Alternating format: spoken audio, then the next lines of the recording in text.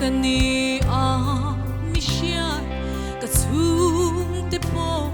tungen ni lalpa dai gil karami mual eng mupalo tehi eng vangin ngemo mangai chamin di ka zong zong hian phak che noa ka eng kim hi ta ani ka mangai che ka mangai che ka zong zong hian phak che nuam lal ka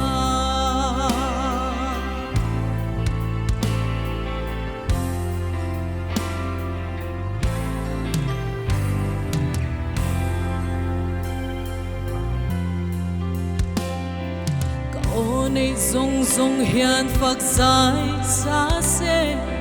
kanun na hi lo min nau chuak ro se kanei lu ber mangai na po pe che la a hen zo long e mangai ne po ka zong zong hian phak che no ka eng kim hi ita ani ka mangai che ka mangai che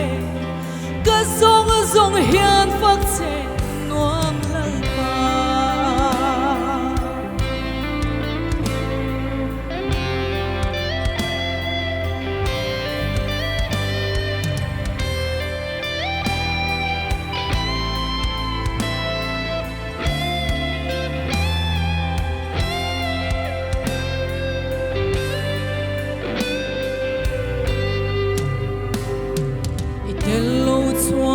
ma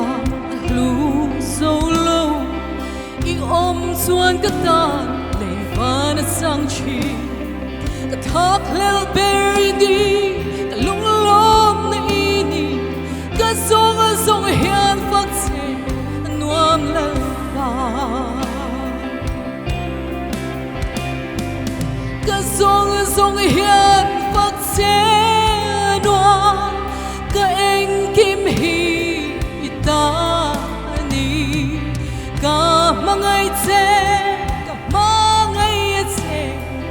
ka zong zong hian phak che nuam lal pa ka mangai che ka mangai che ka zong zong hian phak che nuam lal pa